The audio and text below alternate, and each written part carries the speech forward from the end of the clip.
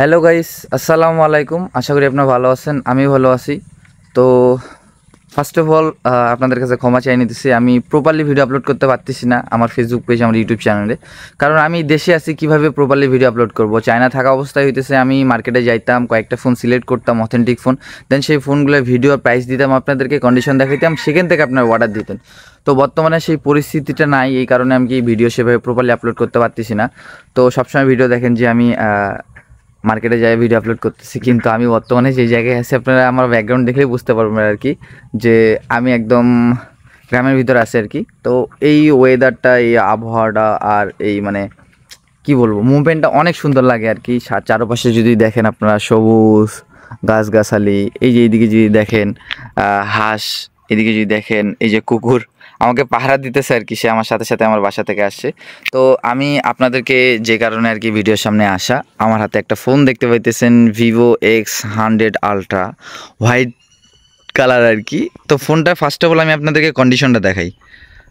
কন্ডিশনটা যদি দেখাই, একদম ফুললি ফ্রেশ কন্ডিশন আছে আর কি, একদম fully fresh condition, tiptop condition আর কি। কোনো ডেন্ট স্ক্র্যাচ কিচ্ছু নাই আর কি। আর এটা হইতেছে 99.99% ফ্রেশ কন্ডিশন। আর ক্যামেরা হাউসটা যদি আমি দেখাই, অনেক মোটা আর কি। ফোনটা যত মোটা তার একটু কম হবে মনে হয়, ক্যামেরা হাউসটা মোটা আর কি।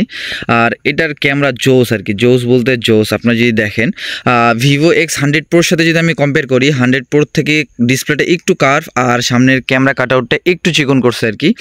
আর এই ফোনটা পার্সোনালি কালকে থেকে আমি চালাইতেছি, ফোনটা চালানোর পর সত্যি আমি ফোনের প্রেমে পড়ে গেছে আর কি। Vivo X100 Ultra, এটা হচ্ছে 12/256 GB, ব্যাটারি হেলথ 99%, এটা ওয়ারেন্টি অ্যাভেলেবল আছে 26 সালে 3 মাস 10 তারিখ পর্যন্ত।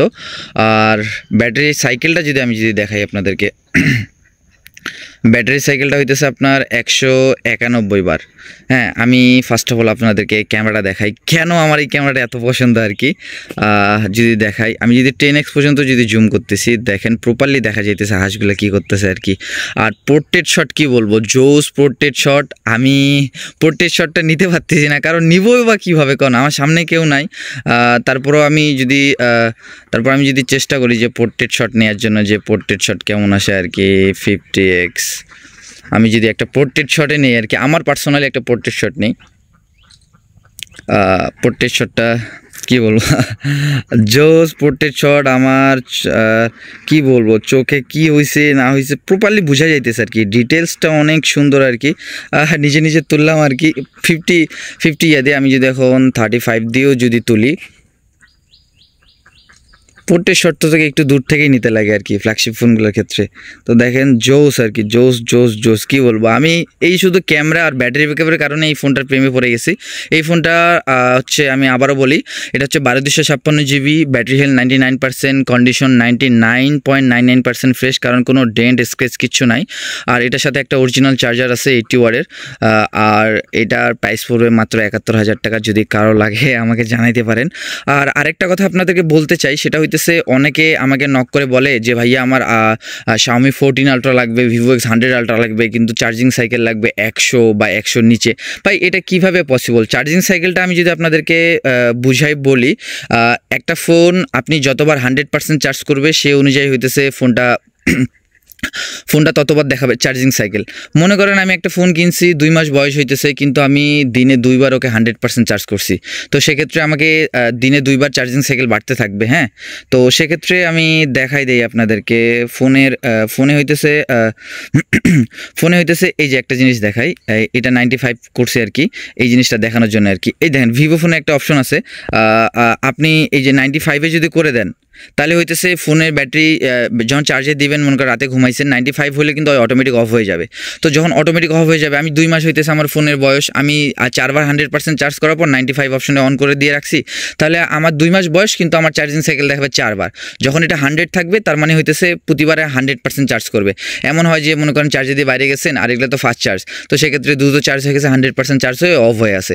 তো সেক্ষেত্রে 95 করে দিলে হয় কি, যে 95 চার্জ হয়ে গেছে, দেন হইতেছে অফ হয়ে যাবে।